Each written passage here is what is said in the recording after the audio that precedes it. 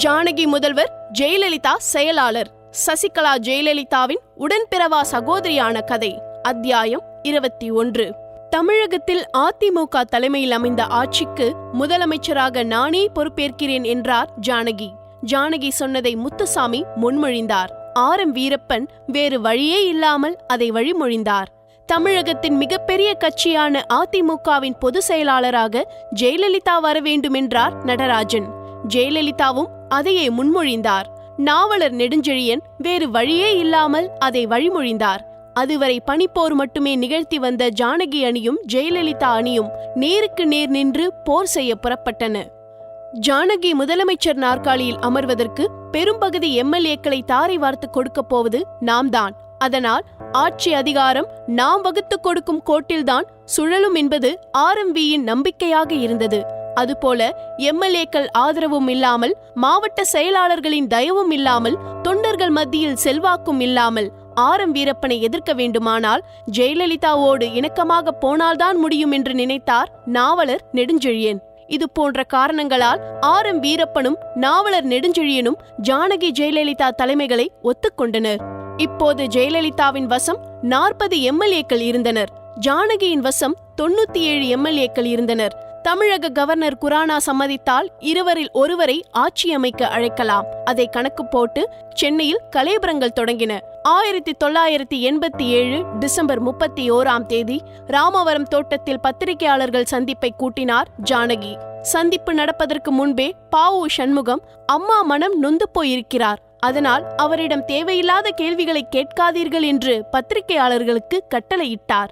ஜானகியை நாற்காலியில் உட்கார வைத்து தூக்கி வந்தனர். பத்திரிகையாளர்களை சந்தித்த ஜானகி முதலமைச்சர் பதவிக்கு போட்டியிடுகிறேன் என்று சொல்லி முடித்துக் கொண்டார். அதன் பிறகு ஜானகி பெயரில் தயாரிக்கப்பட்ட ஒரு அறிக்கையை அமைச்சர் பாவு சண்முகம் வாசித்தார். ஆர்.எம். வீரப்பனும் அவரது ஆதரவாளர்களும் பரபரப்பாக சுற்றி வந்தனர். அதன் பிறகு காட்சிகள் பரபரப்பாயின. லாய்ட் சாலையில் அறிவித்தார் ஜெயலலிதா. மற்றொரு புறம் சென்னை லாய்ட் சாலையில் உள்ள அதிமுக தலைமை அலுவலகம். நடராஜன், பன்ருட்டி ராமச்சந்திரன், திருநாவுக்கரசு ஆகியோர் முயற்சியால் ஜெயலலிதா ஆதரவு மாவட்ட செயலாளர்கள், எம்எல்ஏக்கள், தொண்டர்களால் நிரம்பி வழிந்தது.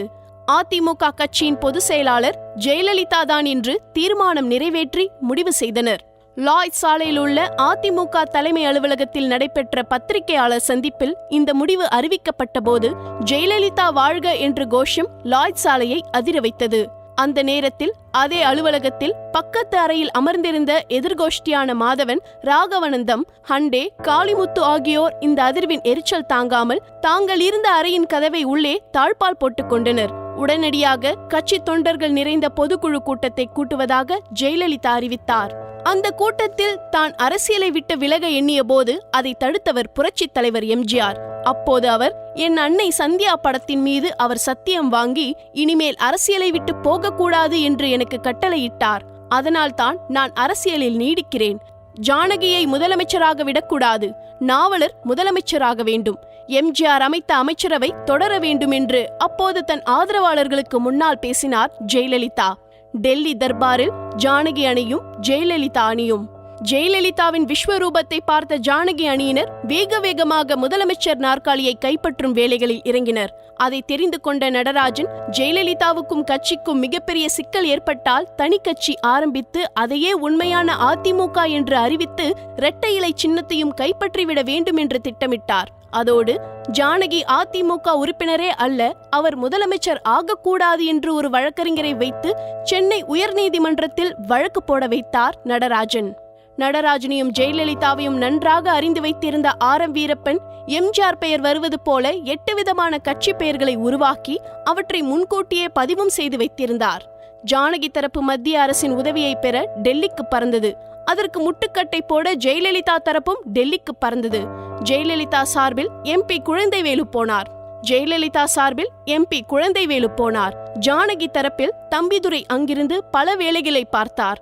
2 கோஷ்டிகளும் டெல்லியின் ஆதரவு தங்களுக்குத்தான் என்று மார்த்தட்டிக் கொண்டன. டெல்லியில் பிரதமர் ராஜீவ்காந்தி ஜெயலலிதாவை ஆதரிக்க நினைத்தார். ஆனால் ஜனாதிபதி வெங்கட்ராமனும் தமிழக ஆளுநரான குரானாவும் ஜானகி அம்மாள் தான் வரவேண்டும் என்று நினைத்தனர். அதிலும் கவர்னர் குரானா ஜானகி அம்மாளின் அதிகாரப்பூர்வ ஸ்போக்ஸ் பர்சனாகவே மாறி போயிருந்தார். இவர்களோடு ஆரம்பத்தில் தமிழக இந்திரா காங்கிரஸ் தலைவரான மூப்பனாரும் ஜானகியை தான் ஆதரித்தார். கவர்னர் குரானா ஜானகியை முதலமைச்சராக்குவதில் மிக மிக வேகமாக செயல்பட்டார். கதை தொடரும். இதே போன்ற செய்திகளை தெரிந்து கொள்ள சுட சுட சேனலை சப்ஸ்கிரைப் செய்யுங்கள்.